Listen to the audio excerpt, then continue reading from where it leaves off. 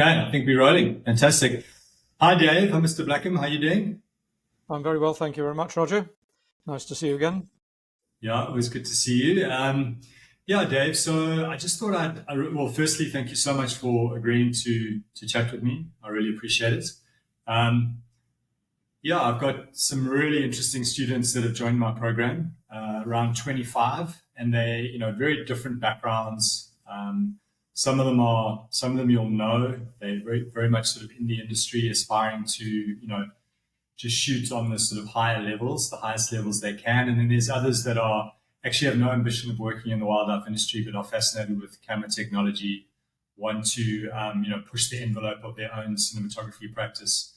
So yeah, it's been a fantastic journey for me and very inspiring. And then the purpose of these is really just to give them exposure to, some of the key people in the industry that have made a contribution. Just here, it's trying to connect.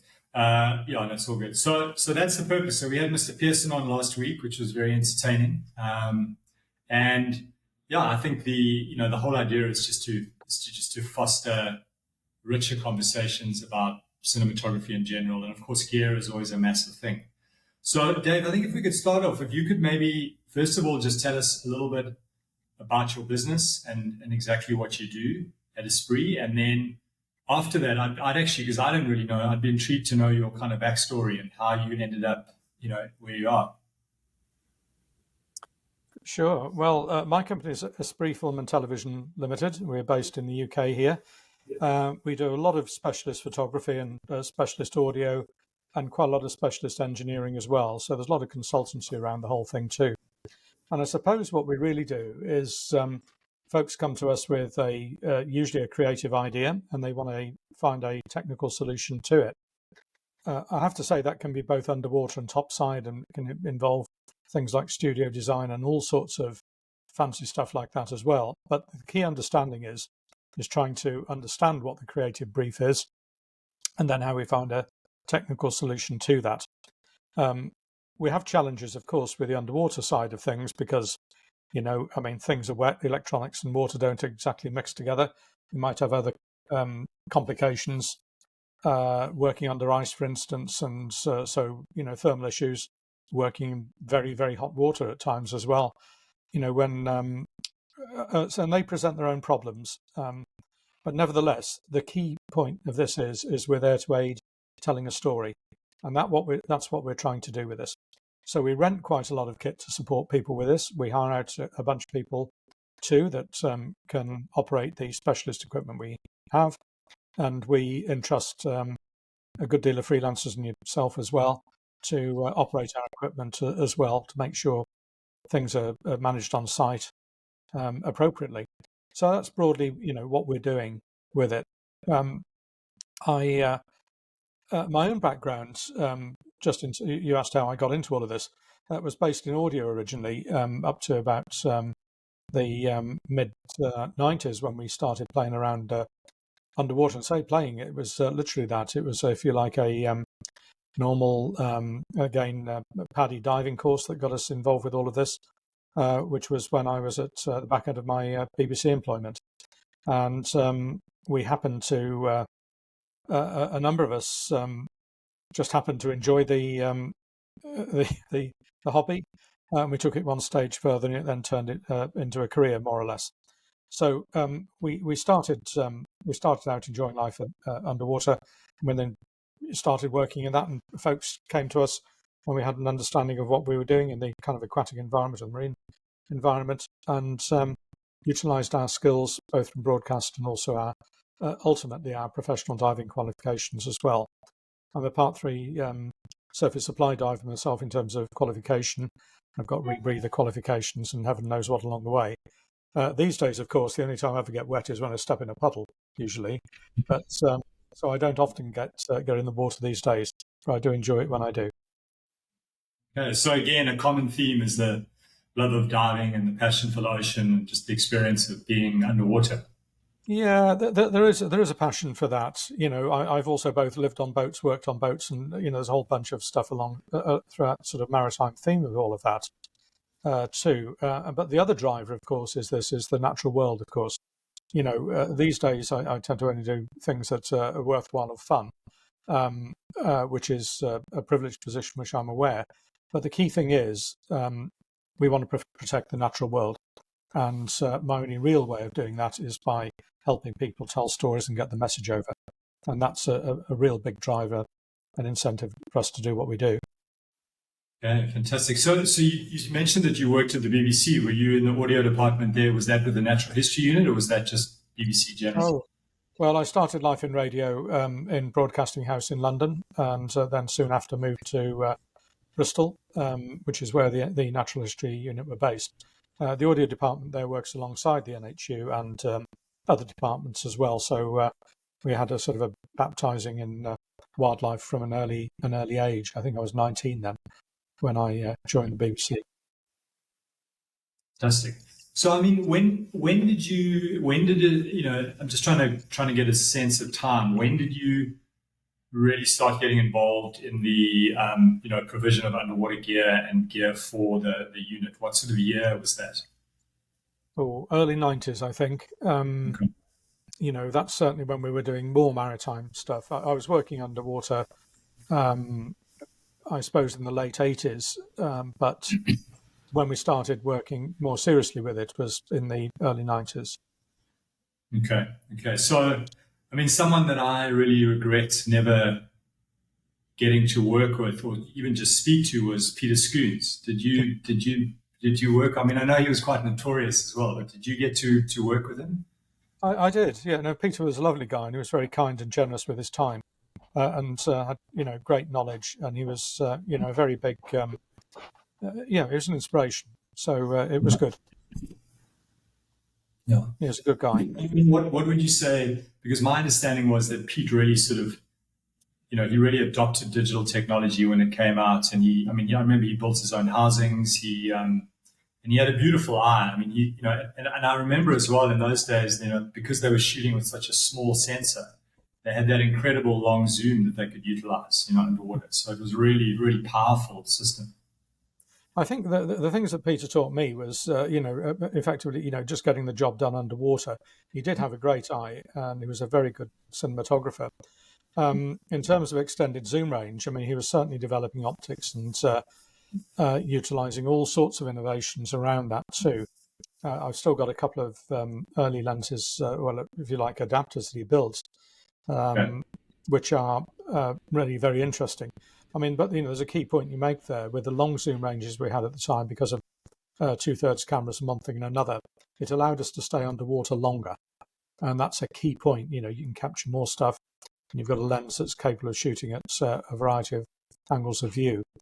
And something like a 10 or even 20-to-1 zoom range was really key. And the other points that I learnt in my early years is optimizing optics underwater. And that's a really key thing as well. It's not just a matter of getting a dome and parking up the front of a zoom lens of where it might be. The position of the dome in relation to the front optic or the entrance pupil, was the point, is key. So you've Yeah. got to understand that. And Peter was an absolute legend for developing early systems. I mean, I think he was one of the first to be utilising Rebekov Ivanov converters and heaven knows what on the front of his cameras too. But he was always using the best solution. There's not really a one size fits all in this industry, as you know. So he Yeah. was always striving for the best possible quality, for the best possible glass, depending on what the subjects demanded. And I mean, have you, just in terms of, just trying to think, did you have any involvement in Blue Planets at all? Or, I mean, were you, what are some of Um, the big series that because I know you've been very, very present in all the series we've worked on, but it's quite nice to hear the backstories, of, yeah, well, we got involved with, I suppose, some of the audio in the early days, utilising things like bubble hats and which are llama cast full helmets. So we utilised some of those, and in fact, other colleagues in the BBC were pioneering in those, and I utilised them. I think when they'd been properly developed. So again, that was coming from my audio days in terms of working with helmets, how to get presenters underwater, present people correctly, and so forth. Then other mask development. On the camera side of things, we did work on Blue Planet and on a show called Blue as well, which was a cinema version of that. I mean, there were various issues in the early days of finding cameras that matched, finding content that would suit the big screen. Some which were successful, some which weren't. But we certainly did some learning in the early days of that. So working from then the original Blue Planet and then for Blue Planet 2, and now we're working on Blue Planet 3. Yeah. So there's been a whole bunch of stuff throughout the years of which we've worked on with colleagues and been, I say, privileged to be involved and to help out. All of which we've enjoyed, I have to say. Yeah, sure. And I mean, we've seen. Very interested to get your perspective. One of the things I'm talking to, the members of my sort of students essentially is, making decisions about camera gear and, looking at making decisions based on, for example, ecosystems that are being supported by the industry. So you can potentially get rental and things like that. I mean, my understanding really from my experience is that at the moment, Nauticam and Gates really are the kind of sort of dominant, go-to camera systems, very reliable. I mean, I've used both and they're both, phenomenal systems. Could you just give us maybe some insights into, not that they're really competitors because, Nauticam, they do compete obviously on the high end, but could you just give us some insights into those specific systems and potential strengths, weaknesses? Because, I mean, if there's anyone who would have experienced failures and issues, it would be you. Yes. Well, we've got lots of Nauticam kit here. We've got lots of Gates kit here, and we're a Gates reseller too, and we're a maintenance support house for Gates, a service centre. I think that's the only service centre outside the US, I think. Okay. We maintain our own kit. We develop our own kit. And also there's an element of cross-pollination of, who's best and how to get parts of Nauticam kit onto Gates housings and how to get Gates kit onto Nauticam housings too. Yeah, I'm actually quite intrigued. I personally want to find out more about that as well. Yeah, well, there's some new stuff going on at the moment with all of that to try and aid things. The whole driver behind this is to make sure that we've got the best technology on location that's going to be reliable to get the shot that you want. That's why we do that. So they both make great housings. We tend to use the Nauticam kit mainly for DSLRs and the smaller camera systems and the larger cinema-based stuff around Gates. And the key thing to do is supporting the optics. The lens makes the image. And we want to support the appropriate lens or lens sets to create the images that you want. Now, with that, there's always trade-offs between one manufacturer and another. So it just really depends on what the driver is between the lens technology and the camera system. So if you think about what we're trying to do, we're creating, if you like, an aluminium case, usually aluminium anyway, of which is going to be, if you like, your waterproof barrier, and inside that you've got a camera system, you've got an optical system too. The cameras themselves, most people's cameras these days are pretty good. It has to be said, and it's there's not a huge difference. There is a difference, but not a huge difference between something that's costing maybe, I don't know, $5,000 and $50,000. The main thing that's going to be creating the biggest change is going to be the optics that you put in front of that. So the camera's just capturing the image really at that point. And you've got, considerations over dynamic range and resolution and sensor size and heaven knows what. So we're principally trying to ensure that the lens is able to be supported inside the housing and also is as closely matched to the appropriate flat port or dome or optical converter or adapter on the front of that where that's appropriate, or on occasion utilizing wet lenses when it's appropriate to deploy those in water too.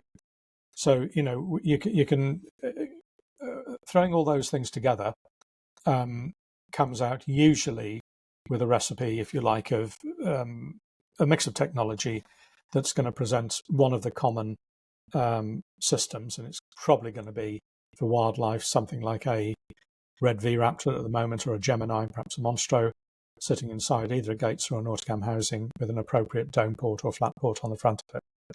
We can enhance that by adding optical converters or adapters, or perhaps using Nikonos lenses on the front of the Nikonos RS, that is, on the front of the camera housing, where that's appropriate to do so to improve the image quality that we capture. So that's broadly where you're going to end up, I think, if you're dealing with high-end camera systems. We do deal with high-end drama systems as well, and those camera systems are generally tethered, and those housings can either be bespoke for the camera system that you're going to be using, which is always better because you've got appropriate controls in the right place and appropriate optics and so on and so forth. We have modular housings as well that we can house virtually anything we want, from Red Arrow, Sonis, Venice 2, Phantoms, ML105s, and other cameras. But the modular housings do come with compromises, themselves, just in terms of either size or the fact they're going to be tethered, or one thing and another. So it'll be hard for me to be drawn between one system and the other as to what I might prefer overall. What I would say is that you've got to think about what the ultimate aim of the shoot is. Is it trying to get something that's very small to deploy, that you're going to be free swimming in the waters, or you're going to be using something that's rather large and ponderous, where you might be dealing with some macro and you need some specialist optics on the front, and size is not so much of a consideration. The only consideration around that might be, without trying to dive off on a tangent with it, is big housings are going to be stable. Small housings are generally twitchy. So you have to consider those other factors, physical factors, with the housings as well when you're trying to deploy something underwater. So it's horses for courses, I'm afraid, between camera systems. The one thing I would say, if you've got folks that are trying to buy into one system or the other, don't buy it before you need it, because these things tend to go out of date pretty rapidly. As soon as you get a camera change, then you're into a new housing often, Yeah. And that can cause you, financial grief. Yeah, and that's awesome, Dave. So just to kind of dig into that a little bit.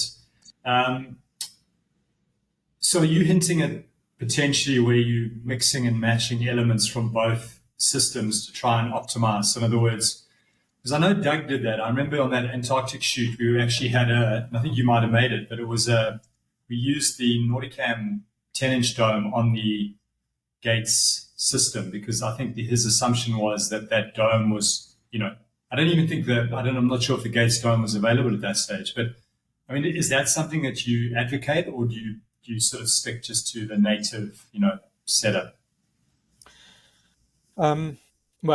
Typically, I remember building that. Yes, I can't remember the drivers of why we did that. I think it was the lack of availability, or it was going to be deployment of more than one of those domes on location at the time.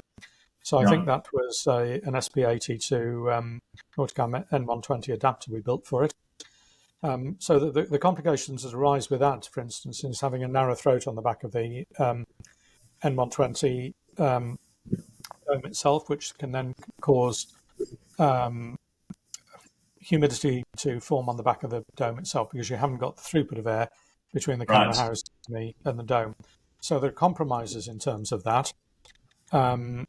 If you're going to use in Gates terms, an SP110 ring set on the front of that, or an SP80 ring set, which has got an 8-inch aperture, air can move between, which makes life a little more easy.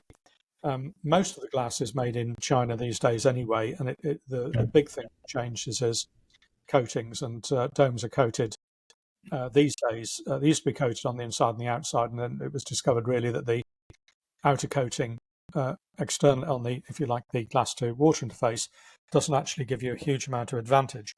So that's of benefit to us to a large extent, in both reducing cost and also meaning you can polish the domes if you manage to scratch them, or you get a very fine blemish on them, which makes repair easier. I think when you're trying to, if you're trying to put marry two sets of, if you like, if you're trying to marry up third-party domes and put them on either Gates or Nauticam housings, it comes with caveats. So I try in that instance to use, Gates 10-inch domes on Gates housings and Nauticam 10-inch on Nauticam housings for those reasons. If you're trying to do other things that are more innovative, such as putting, let's say, 4-inch macro ports from either Aquatica, potentially 6-inch from Nauticam or perhaps Zen or something on a gates housing, then there are other reasons and creative reasons to do that. And that can have its own benefits as well. Again, you can do that with custom adapters and one thing and another. Or these days, it might well be utilising some of the more recent superb lower lenses, the probe to Bs on gates housings, which are fully supported on both the straight and the 35 scopes. And we're now producing, if you like, gates adapters to sit on Nauticam to get those adapters onto those housings too, which is just another area of where we're working just to get the right optics onto the camera housings that are available for use.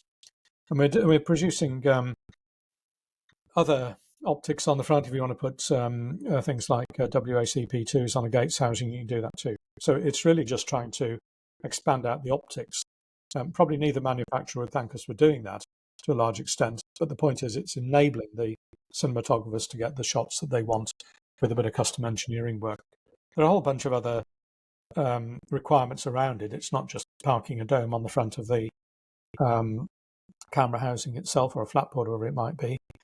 You've got to work out the optical constraints you've got and using best practices to put the dome in the right position in relation to the entrance pupil for a given lens on the front of the housing.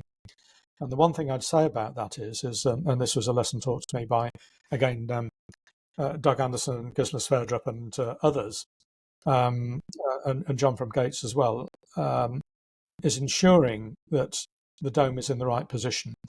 We've got a big test tank outside here, and we test every lens at every aperture, every focal length that we've got in the test tank to make sure that the dome, the port extender set, puts the dome in the right position in relation to the entrance pupil. So we want to get that right within a couple of millimeters, and by doing so, we're just stacking in the odds in the cinematographer's favour for getting effectively shooting at an optimum f-stop. We know what the image is going to look like across that image for getting something that's sharp corner to corner. And that's really important. So we're always trying to optimize stuff, and we're always trying to test lenses as well. My friend Phil Savoy, who Phil doesn't work underwater, well, not very often, but he's a superb stills photographer and superb cinematographer. And something he's always taught me is every lens is an individual. And one of the, so you've got to select your lenses, you've got to look at it, and you've got to know your glass. And the other aspect of this is making sure that you know what your optimum f-stop of a lens is. And what we want to know underwater is what the maximum aperture we can utilize that particular lens to. So again, we're stacking the odds in your favor to work out what's going to yield the best results. Right. It's a good starting point. It's a better starting point than just guessing. So I guess what that's doing is you sort of, you're limiting your options, which just helps you to be more effective because you're not worrying about, and this is something I'm trying to teach, is just you need to make that whole camera system irrelevant. You need to know that camera system so well that you're concentrating on capturing wildlife rather than, trying to solve a f-stop issue underwater. Yes, exactly. So, you've done all the hard work, you've done all the testing and so forth before you go underwater, and that's really important. And also you've optimized your camera system, so you've got the right port extender on. The dome isn't way out. We come across this regularly. So the better you can make it, the better you can do that, the more successful you're going to be. So you're stacking the odds in your favor. Yeah. Those are all things you can control before you get into a pretty uncontrollable environment, which is nature. So yes. you want to get all of that sorted. I'm intrigued your perspective on cine lens. I was telling the group I had a sort of, I decided that I wanted to become, like Didier and have a cine lens. Finally going to be one of the big boys and buy a cine lens. So I bought that 14, what's it, the 15.5 to 47. And look, it's awesome. The camera's huge. It's incredibly stable. But I experienced a very weird sort of like vignetting effect when I zoomed in. It would kind of, this vignette would move in. Right, like that. So I still haven't quite got to the bottom of it in terms of exactly what's causing that. I also was getting quite a lot of reflection. It's in the It's in the Nauticam XL housing, so like the Nauticam Arri housing for Yes. red. But I mean, a beautiful lens. But there are issues, and I mean, it's not something that many of the Bristol style camera operators favor. We generally don't use cine lenses, and I mean, I think I know the reasons. But I mean, can you give us your perspective on why still lenses are generally preferred? Hmm. Well, yes. Well, everybody has their own ideas about that, of course, as Yeah. you suggested. I mean, the first point of I suppose is cost. And also stills lenses are pretty effective, certainly for wildlife. They certainly don't crop up on drama sets too much. But No. I suppose if you're looking at well, take a step back from that and then work out what you want your images to look like. So I've got a sort of a chart somewhere, which is a hand drawn thing, which tells me we've got Canon at one end, if you like, and probably Leica or Cook at the other end of the scale. And what we're trying to do is find lenses which match together. So, I mean, it depends on whose range of lenses you're looking at. So Nikon looks, drastically different from the Canon lens sets. Some more appropriate for the one subject or another. And again, you've got the more wacky bokeh that can come out of some of the earlier Zeiss lenses, sorry, or the earlier Leica lenses and the Cooks, for instance. So we only tend to see those when we're working with drama crews. And so the other thing about it is that we know where cine lenses might crop up is when we're using Panavision's glass, and some of that has been developed from maybe some Nikon or earlier Leica lenses as well. So starting off from the point of view of finding lenses that match is really, really important. So what we don't want is just a bag of lenses that are selected for what they do particularly well, but won't match because we're creating a visual sequence. So we want our glass to match. When we know what the look and feel of the show is going to be, I think that's the point when we can start to work out when we want to start optimizing lenses, and then work out what will work underwater. So in terms of working out what's going to match from the underwater world to the topside world is another consideration, which shouldn't Yeah. be forgotten. And if we're going to start off making life easy for ourselves, probably I'd start with, let's say, a set of Canon lenses, typically 11 to 24, 16, 35, 24 to 70, perhaps 100mm macro. That'll give you somewhere. And all of those lenses are pretty straightforward, and they work and they match pretty well as far as the bokeh is concerned. And also, they work underwater. The key thing about stills lenses compared to cine lenses is they've usually got a very short minimum object distance. So when you're thinking about dome port theory, infinity is going to be presented at roughly 4 times the radius of the dome minus a little bit, quarter of an inch or so. It's not exactly that. There are some considerations such as the length of the lens, which you need to consider as well. So the first question is that lens going to perform happily behind a dome port, or will it just not focus at all?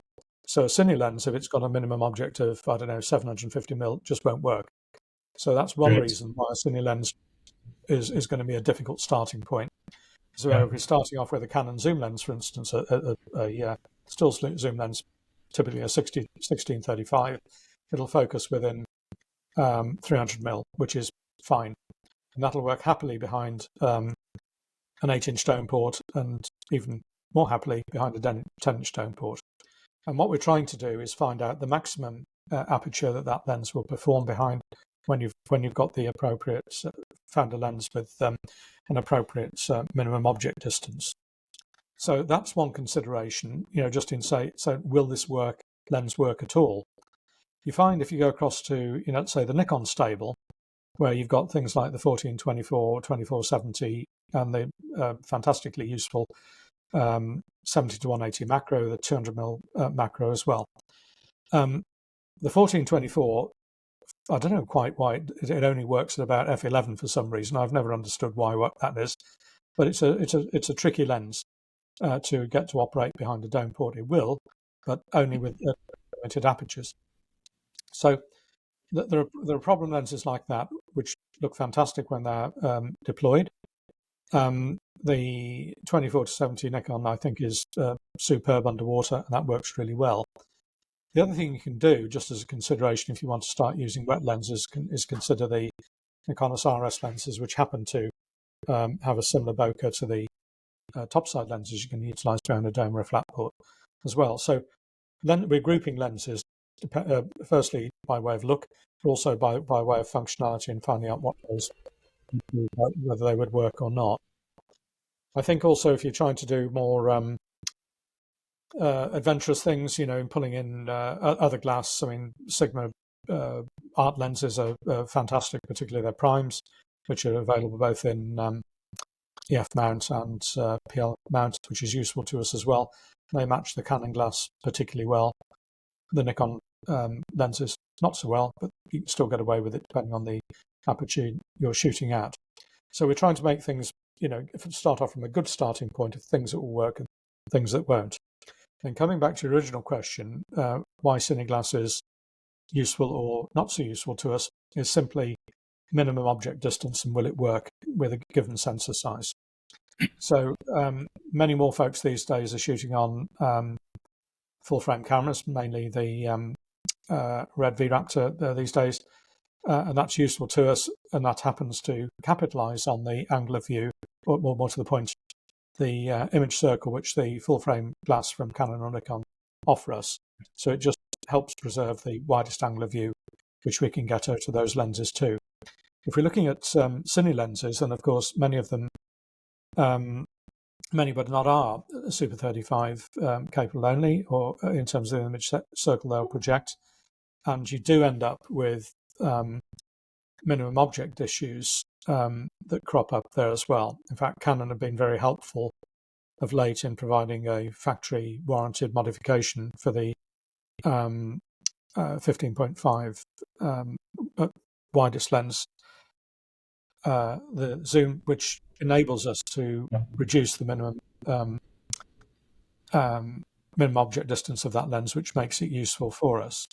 Many of the full frame lenses, cine lenses around, just won't function at all because of having an extended or a minimum object distance, which is simply too far out from the camera for us to make use of it.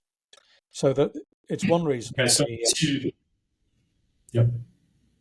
So it's one reason why the stills lenses are preferred to us. And the other thing, as you said, is cost. And stills lenses are of a reasonably economic price point. I mean, it's still expensive, but you can take a spare set on location if you're going to somewhere remote, Antarctica, or another remote location, or if you're away on a vessel for an extended period of time. The other thing is about those lenses is often, if you are in a reasonably well-connected part of the world, you can't exactly go down to the corner shop and find one, but usually the high street you can find a photographic shop that's going to stock that lens or get you a replacement if you do need it for practical purposes on location. If you've been unfortunate to drop one overboard or dropped on the deck of a boat, which has happened before more than once, that you can get yourself out of a problem. So it's going to be horses for courses with that. I mean, the one thing I would say about non-wildlife work in terms of trying to get lenses to work on drama sets, which crops up, or if you've got a series that's got a lens requirement where you've got to use particular glass, then you've got to go out on a limb to get those lenses working underwater, and trying to get some of the more desirable Panavision lenses to work, or perhaps some of the more exotic Zeiss glass can be more of a handful for us to actually get those to operate. The other thing which we should probably comment on is that if you're shooting on primes underwater, they'll look great, but you're limited to one focal length. And going back to the point that you made about Peter Skoons's, all you're going to be able to shoot is perhaps, if you've got a 14mm lenses, you're going to shoot 14mm for that shoot, for that dive. You're going to come out, swap the lens and go back down again, which extends the day out, and that means less time in the water and less filming opportunities, particularly if the critters have got fed up and gone away, or it's a time of year when you've got limited access to them. Yeah, exactly. So you made a good point. I never really considered that because Doug and everyone, they always use Nikon lenses, and that's kind of what I got into. But I guess you're talking about using Canon lenses to match, because predominantly the topside cameramen are all using Canon glass, right? Predominantly, not always, but predominantly. And I've had discussions with Doug before now and said, well, okay, let's. We've got some sets of Leica glass here. Let's go and shoot a wildlife show on Leica and see how that looks. And I think one of the things we can do in future is to be perhaps a little more bullish and adventurous in utilizing other glass for an entire, certainly sequence or an entire show to get a different look out of it, rather than just Sure. doing more of what we've done in the past. So that might be, bringing a little bit more art into the show, which would, I think, be quite welcome. Just get a different look about it. The other thing to think about with that is any advancement in or gain that we're getting here, is usually measured in 0.1% or so. If I've got something that performs 0.1%, I'll be quite happy about that, and I'll be smiling. If I get 1%, I'll be breaking out the champagne, because it's a big step ahead. So things they tend to be small incremental improvements we make.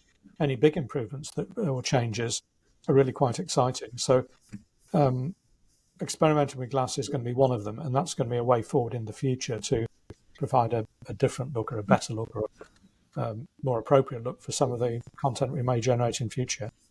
Yeah, and that's brilliant. Yeah, I know that chatting to Doug about just separation, shooting, especially with a full frame Raptor, where you can, you've got a smaller depth of field and really progressing that aesthetic in situations where you can, Yes. especially like tank work, where you can really, you've got so much control.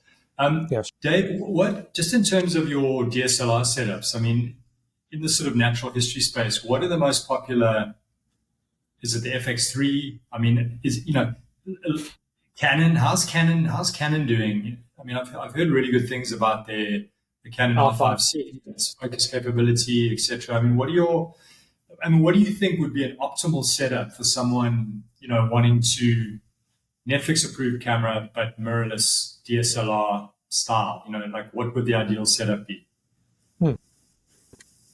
Well, that's an interesting question. I mean, if you're talking about video only, you've got to consider stills as well, of course, in case you want to have dual use housings.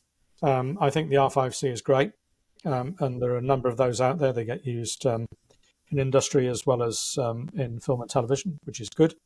We do use A7S3s pretty continually. We also use FX3s underwater.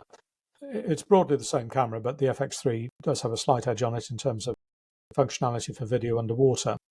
Yeah. I suppose the A7S3 and FX3 we use for low light continually underwater, and it takes some beating.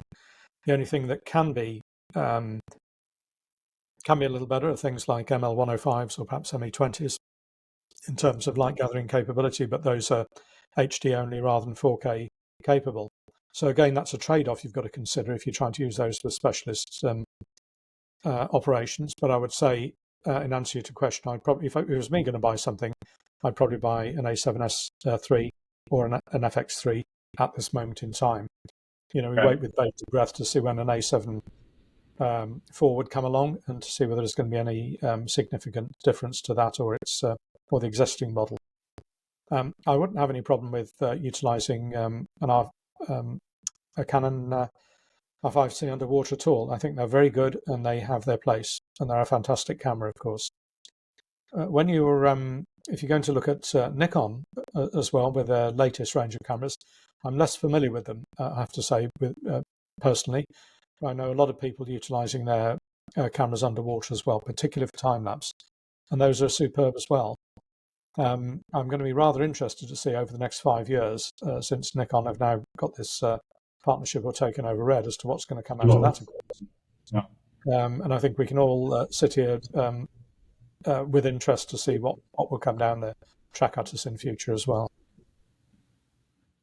That's super helpful. And just remind me the difference between the benefit of the A7S III over the FX3 is that the A7 III has got better stills capability. Is that correct? Well, it has. It's a 12 megapixel camera, of course. So yes, you can get stills out of it, and yes, you can utilize that reasonably well. So there is that advantage. I mean, with the FX3, it's got the timecode facility, of course, as well, which is useful to us. particularly for presenter-led work if you want to start running tentacles or other devices for that camera. So, image-wise, they're going to be almost exactly the same, I have to say, Yeah. as far as video shooters are concerned. And Sony do make nice cameras. I mean, this phrase we've always had, Sony Blues. I mean, they still have it, and they do make great-looking images coming off of all of their cameras. Yeah, on the A7S III, I'm not sure if it's Netflix approved. Again, that's often something just down to do with the fact that it doesn't generate time code. But I know the FX3 is approved, but I'm not sure if the A7S III is. Anyway, I can find out. I'd have to look at the latest list on that. I mean, they certainly get used on their series, yes. Yeah. It's another consideration that you have to consider depending on the broadcaster or the streamer you're working for as to what their shortlist of cameras is going to be, and that is a consideration. So, we can think about things like Zcam, of course, which isn't currently approved, but, we utilize those in many of our Polcam systems. We've got 7 of those now, and we're utilizing Zcam very regularly, even on high-end features. Well, let's say, some of the highest spenders in the cinema world are utilizing Zcams alongside Venice 2, for instance, because it matches very well. Yeah. So there are other considerations other than just image quality that broadcasters have, and we need to take heed of that and obviously fulfill their procurement requirements. So it's one reason why we stock a variety of cameras, not just one. Yeah, no, exactly. And one thing I'm encouraging people to get very serious about if they want to elevate their cinematography is to monitor, is to put an external monitor on the housing system. I've used small HDs. Where I've struggled with the Nauticam systems is I'm getting older and, you can't see the image on a 5 inches or 4 inches, 4.7. That 4.7 is pretty small. So I've actually ended up going with the Dive & C monitors, which they're not I don't think they're that well. I was trying to explain to the group. One of my partners in Cape Town is a marine engineer, and he took this thing apart and he was like, this is not like optimally, done, but they've got field-walled monitors. They do the job really well for me. And the big benefit is it's a small form factor, right? So I get a 7-inch monitor for essentially the same form factor as a small HD 5-inch in a Nauticam housing. So for me, that's been kind of a game changer, and it works really well for me. But what would your advice be on monitoring solutions for DSLR? Obviously, with Gates, you kind of stuck with their solutions, right? You can't, as far as I know, you can't. Well, I suppose you could potentially. But anyway, what are your thoughts on monitoring solutions? And do you know of any? Have you ever used like the Kraken solutions, or are there any other solutions out there that you could recommend? Well, we've self-built monitor housings. We've got Nauticam monitors on Gates housings and Gates monitors on Nauticam housings. So we're going down that whole route too. It's basically the connectivity that you need to get all of that sorted out. I mean, the first consideration is, well, you mentioned age. I reached some milestone the other day, and I was wondering how the hell we got here. And of course, you tend to use larger monitors for creative reasons, and also just making sure you can see what's going on. So generally, if we're deploying monitors on our cine-grade housings here, we're using 7-inch monitors, and they work great. I think, but they do have the drawback. I mean, the first thing we've done is put a great big sail on top of the camera housing. Well, exactly. Is an issue. You try finish, swimming fast underwater with one of those, chasing a whale or something, then you've got a problem. In fact, recently we did some work with Pat Dykstra. So Patrick, he had a show, Patrick and the Whale. He had his own Gates Pro Action housing on that, and it was used deliberately for a reason. It's got an inbuilt monitor on the back panel. It's not got a big monitor on the top, acting like a bag, stopping them swimming through the water. So there are practical considerations like that as well as just kind of seeing what's going on with it. So form factor is really important. In terms of going back to custom solutions, we tend to use 7-inch monitors on our Gates housings, both the Deep Raptors and the ProRaptor where that's appropriate to utilise too. On the Nauticam housings, we're utilising mainly Atmos monitors, largely because we can get a 4K recording onto that monitor recorder, and that's important to us. And often our clients are insisting we provide those. It's limited to 5-inch, that's what it is.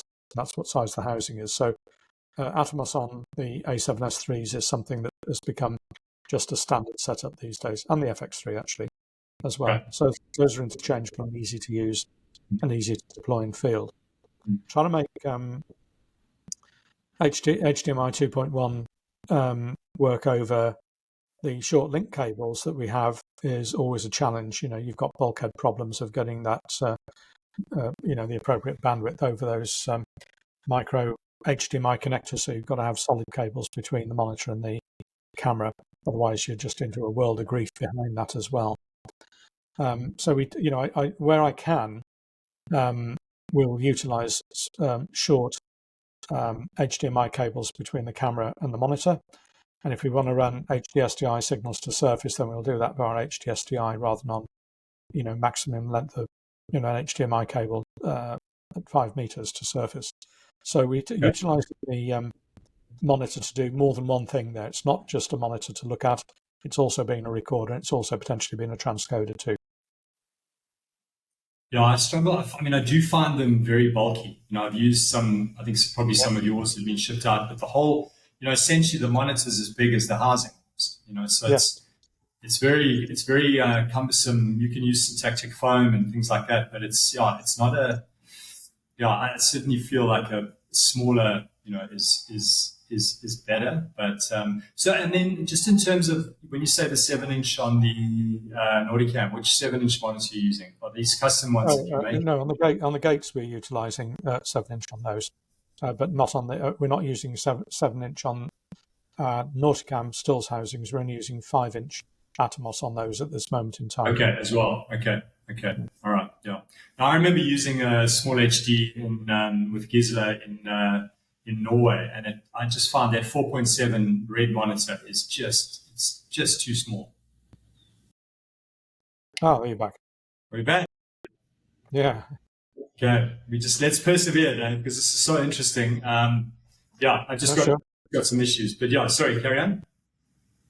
Well, we were talking about Atmos monitors on cameras. So generally, our go-to position is Atmos Ninja 5 monitors on the A7S3 and FX3 housings, and potentially LTs and so on and so forth, where that's possible. That's just our go-to device at this moment in time.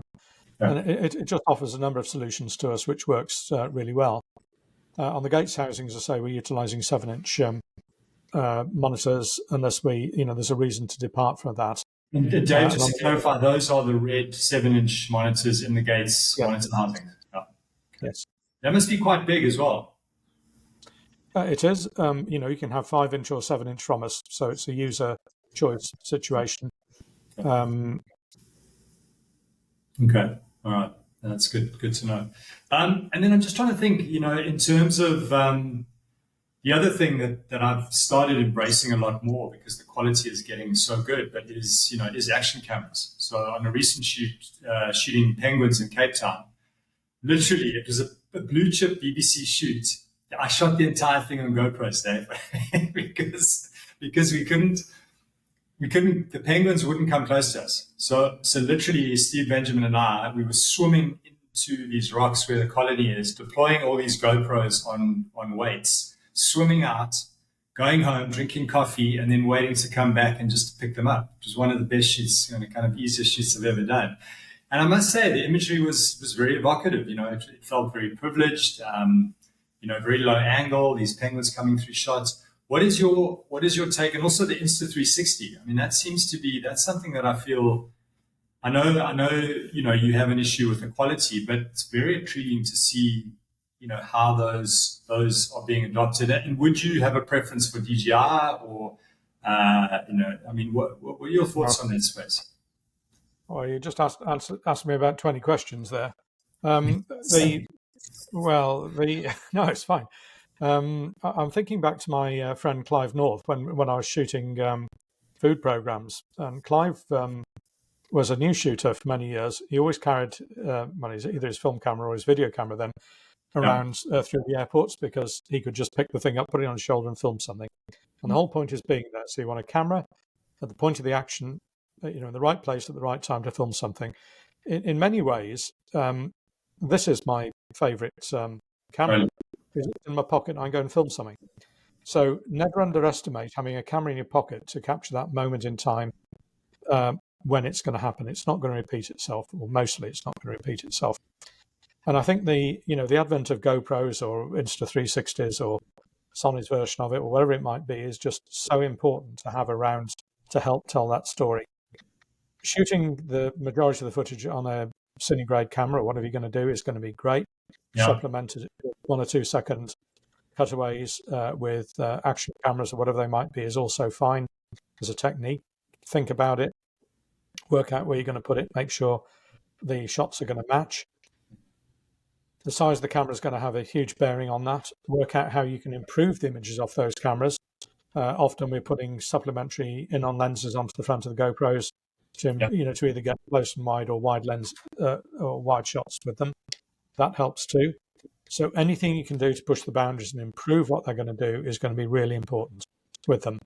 You can get them into places you can't get other stuff, and they're going to capture amazing footage. From a hire company's point of view, they're pretty depressing because they're getting so good. It kind of makes you wonder why you're hiring out $50,000 cameras. But Sure. they have their place. They have their place. I use them. I own them myself. Got lots of them. We just find new ways of utilizing them all the time.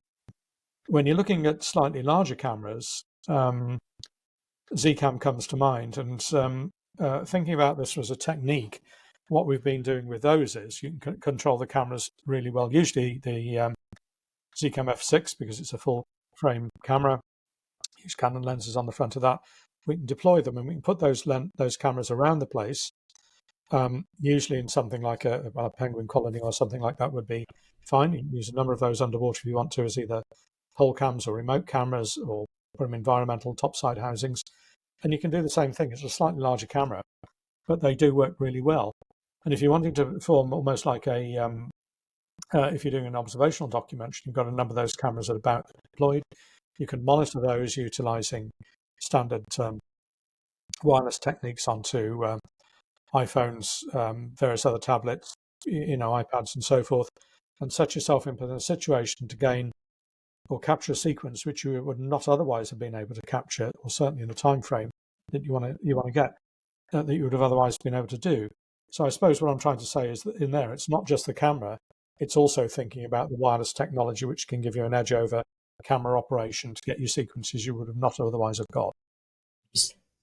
Dave, I realize we're pretty much out of time, but one last question I'd like to ask you is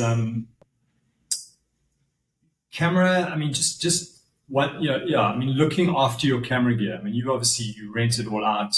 When it comes back, some of it must come back in a shocking state. What do you do to prolong the life of the equipment? I mean, just as an example, I remember Barry Baileyfeld, who's the Nauticam distributor here, saying, he had a housing that was on a shelf, and he took it off the shelf after 3 months of it being out of the water. He blew on it and all the water started coming out. So there was still all those little ports and things. The water is still in there. So I mean, that it's critical to obviously soak it and then potentially blow it out. But I mean, do you have any sort of I'm sure it's hard one, but advice in terms of what to do with your gear when you get home? Yeah, it starts before you go out, really. So check your gear before you go out to location. Check it twice before you deploy. Make sure you've got all of your maintenance kit that needs to come out. Lens cleaning kit, lens tissue, not microfiber cloths, to look after your glass when you're on location. Maintain it well when you're on location. When you're going to deploy, make sure you've got vacuum seal checks in place, with the gate seal check or the Nauticam equivalent or whatever you're going to use to make sure that housing is going to be airtight in air. It'll be watertight when you're underwater to make sure that's sealed and appropriately tested before you get in the water. When you come out the water, you want to come out the water, you want to put your camera housing into a barrel of fresh water to wash out the salt. And that needs to happen as you come out the water. Drop it straight in, get the salt out of it when you can. So, looking at after it on location is going to be really important. Drying it off, making sure, ideally, if you're on a dive boat of some sort, you've got a white towel. It needs to be white so you can put your camera on top of it so you can see any screws or anything else that's going to fall off and potentially get lost. So put it down somewhere. Make sure that area that you've cordoned off, preferably, is yours and yours only for maintaining that camera housing and camera that's within it. You don't want members of production crew coming across with cups of coffee, orange juice, and other stuff, putting it down in your workspace. Eventually, the orange cup of orange juice gets knocked over and it'll be all over your kit, and that's happened to me twice. So make sure you've got your space cordoned off and keep everybody else out of it.